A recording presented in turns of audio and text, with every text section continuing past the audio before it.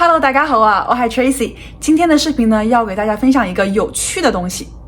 沒錯，那就是我的 metaphor project. So basically, I'm gonna share with you guys my understanding of the learning of yoga and languages, as well as the syntax of different languages and their interfaces with English. じゃあ始める前に簡単な自己紹介をしていきたいと思います。Sou estudante de pós-graduação na Universidade de Toronto, em Educação de Linguística e Literacia. では、スタート。この番組はご覧のスポンサーの提供でお送りします。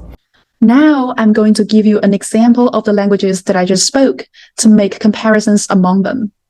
As you can see, I use colors to mark their morphemes in order to show their commonalities and differences more vividly.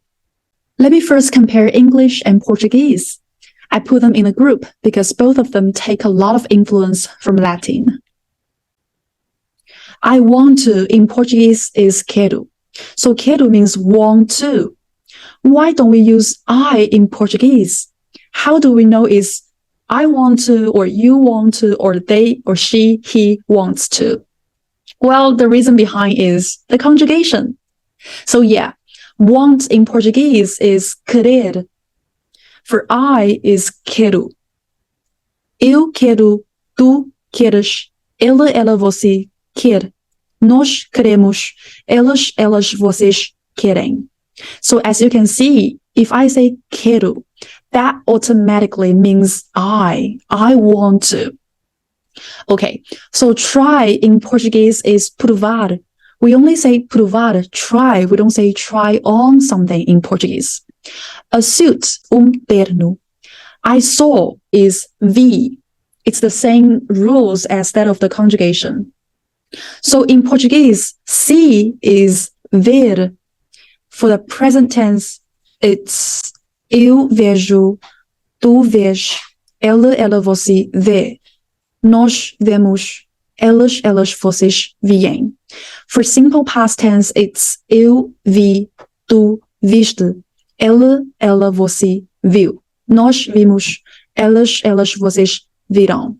So the reason why we don't say I here is that if you use vi, it automatically means I saw. So in a shop, it's em uma loja. In is in a shop, it's uma loja. And we don't say that's in Portuguese. And across the street, it's do outro lado da rua. From the do hotel. So in Portuguese, it's quero provar terno que vi em uma loja do outro lado da rua do hotel. So as you can see here, for English and Portuguese, their syntax and morpheme are very much the same because all the lines here are parallel. But that's not the case for Chinese and Japanese. 我想要, in Japanese, it's here, 私, but then 想要 comes to the end of the sentence. 太, 何々したい. 試穿, in Japanese, it's 着てみ. 所以我想要試穿 it's 私何々着てみたい。我在酒店街对面的商店里看到的。So in Chinese, we separate them. We say 我在何々に看到的。But then in Japanese, we only say 見た。酒店 hotel 街对面的向かいに商店あるの店里で看到的見た一套西装 suits. So in Japanese we say a shop that's across the street. I saw a suit I want to try on. So as you can see, for Chinese and Japanese, they don't have the same syntax for sentences. In Chinese and English, we say subject, verb, and object. But for Japanese, we say subject, object, then verb. In my opinion, the perfect metaphor for the learning of different languages would be the fluidity of yoga. Now I'm gonna demonstrate how each individual language is one yoga pose and how different languages connect to yoga flow when they are learned simultaneously. English, Chinese, Spanish, French, Korean, Japanese, Russian, Portuguese, Italian, Arabic. My experience of learning languages and doing yoga as an adult have enhanced my self-awareness and social-emotional well-being.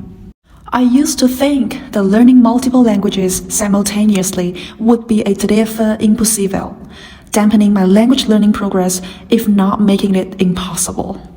However, after I took this course, it dawned on me that languages are interconnected. When we have knowledge in different languages, our linguistic repertoire grows. Translanguaging is when a multilingual person's full linguistic repertoire is used and honored, instead of trying to keep narrowly focused on a single language. Just like yoga, when individual poses are connected, they become an integrated flow as opposed to separate poses. When we do flow yoga, our breath follows the moves of our body, connecting our physical, mental, and spiritual self to an integrated individual. This continuous flow of movement and breath generates a meditative state, encouraging us to let go of thought and focus on the experience of the present moment.